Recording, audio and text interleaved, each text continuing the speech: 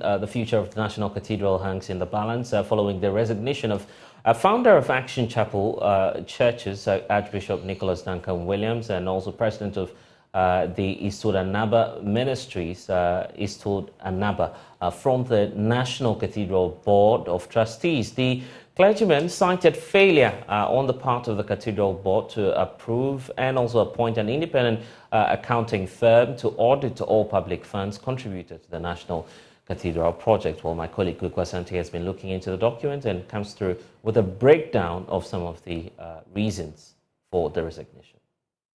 This letter from Archbishop Nicholas Duncan-Williams and Reverend Eastwood Anaba points to two things. First, these two men of God say that they tried several attempts to meet the president and to share their concerns, but they could not do so. And let me read specifically what the letter says. It says that you may recall a request for an appointment with you to specifically discuss the National Cathedral of Ghana, a vision of yours that we share and cherish.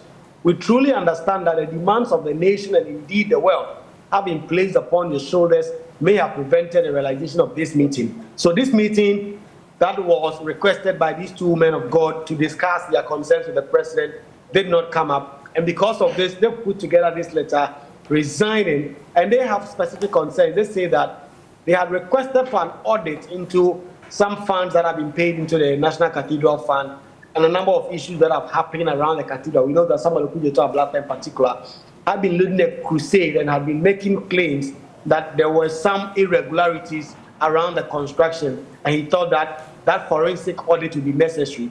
These two men of God joined the cause and made a similar demand. They say that to the best of their knowledge, they have not seen the findings of the audit. They cannot also confirm if that audit has taken place, and they've been waiting for this report since January of this year, and 10 months down the line, they've not gotten this, and because of this, they have decided that it is better for them to step aside from their roles on the National Cathedral Trustees Board. Not that they do not believe in the vision of the president to erect this National Cathedral, but they believe that a number of these issues have made their continuous stay on the board untenable. The founder of Lighthouse Chapel, Lighthouse Churches, Reverend Bishop Duncan-Williams, also resigned. So these two men of God have joined Pastor Mensa Otabel and Duncan-Williams, who had already resigned from the board, bringing to the total four members who have resigned. But still, there are still a number of men of God and other people of means who are still on this board. Apostle Professor Popo Nina, who is former chairman of the Church of Pentecost, is still on the board. Archbishop Charles Palmer-Bakel is still on. Most Reverend Bishop Justice Ofea Kofi is still on. Right Reverend Professor Emmanuel Mate, the former moderator of the Presbyterian Church, is still on. We also have one other, Most Reverend T.K. Awashi Pratt, who is still on. Reverend Dr. Joyce Ayi, Executive Director of the Salt and Light Ministry, is still on. And then Reverend Victor Kusi-Boateng, the founder of the Power Chapel Worldwide, is still a member. Reverend Dr. Frimpong Manso, a former General Superintendent of the Assemblies of God, is still on. And then finally, Kingsley Ofosu in Tiamwa, who's the Executive Director of the Ghana Museums and Monuments Board, are still. These are the persons who are still on the National Cathedral Board of Trustees. No work has been done on the side of the National Cathedral because the state has run out of money. The Cathedral Secretariat have also run out of money. The expectations that a number of donations will come in have not come in since that started. And because of that, construction have halted. In fact, a few months ago, we saw a notice from the contractors who are undertaking this construction, instructing that the employees are relieved of their duties with the exception of a few security men who are still on site to protect the facility. The minority are demanding a forensic audit. In fact, before Parliament went on break, they actually approved a resolution to investigate the National Cathedral Board. It was just a committee that was not set up. With the expectation that when Parliament resumes, that committee will be put in place to investigate the construction of that National Cathedral. We've also heard from Adam Senano, who says that if you look at the very prominent men of God who are on this board of trustees, it makes it a bit difficult for the president to dissolve it, because if you dissolve it, then going forward, how do you get to work with them? And so he says that the president would have to navigate this quite carefully, but he insists, like many people, that because of the controversy the National Cathedral has been embroiled in since it was announced and since construction began, it is clear that there is some deeper introspection that must be done, and the funding model must be relooked at so that if it's a Christian community and other 1 million Ghanaians who want to support the project, they can do so.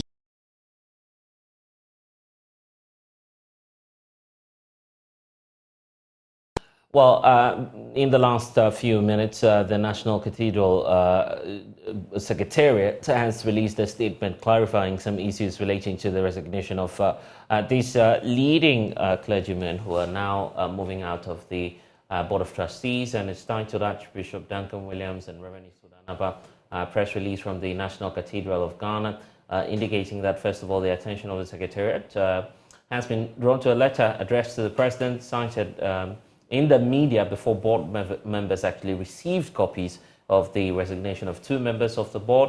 That's Archbishop Nicholas Duncan-Williams and also Reverend Eastwood Anaba. The reason given in their letter of their resignation is said to be the lack of any information whatsoever following the January 23, 2023 resolution calling for an audit of the National Cathedral project and a complete cessation of work on the project. The second paragraph talks about the fact that following the presentation of their resolution to the January 23, 2023 meeting of the board, which the board rejected, but which still found its way into the media, both Archbishop Nicholas Duncan-Williams and also Reverend Eastwood Anaba fully participated via Zoom in an emergency meeting the next day, which was the 24th of January 2023, to develop a press release on the issue. The press release included information on the audit,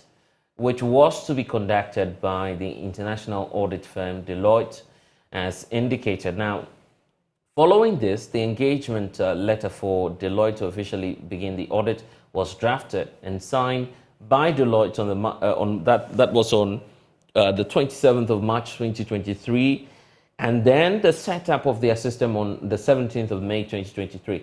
The expectation was that the first part of the audit was to be completed in July 2023. The audit process so far can be confirmed with the auditors, that's Deloitte, and the board was constantly updated on the progress of work through the chairperson and the steering committee, as well as the executive director's reports to the meetings of the board. For instance, the executive director's report to the June 5, 2023 meeting included the following update on the audit.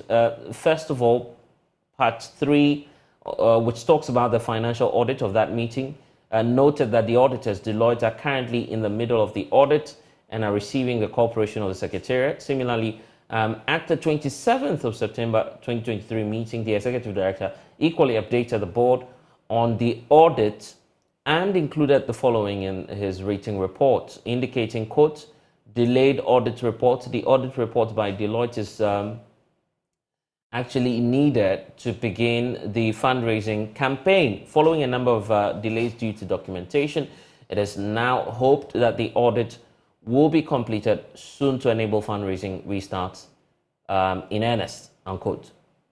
6. Although Archbishop Nicholas Duncan-Williams and Reverend Eastwood Anaba were not present at both the June 2023 and September 2023 meetings, they and all other board members who were not physically present at the meeting were sent copies of all documents for board meetings, including the executive director's report. The claim that they have received no information whatsoever on the audit process is therefore false.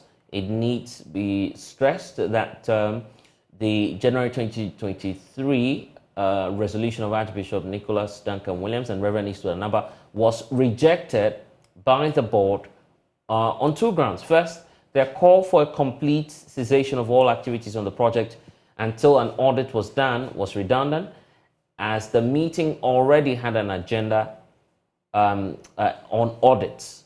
Then the second point is that perhaps more critical, their resolution was rejected because of its linkage to the 2024 elections. As Archbishop Nicholas Duncan-Williams explained, the National Cathedral has become a trusted weapon in the hands of the opposition, which they intend to use as part of their 2024 election strategy, explaining that he had seen a part of the game plan.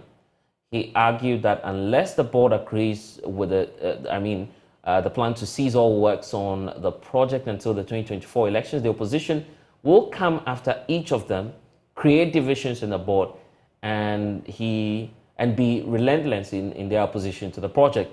This was rejected because of the undue politicization of the project this completion would entail. Then the ninth point is talking about the fact that the Secretariat of the National Cathedral is not unaware of the numerous attempts to politicize and also cause disaffection for the project through fabrications and outright lies.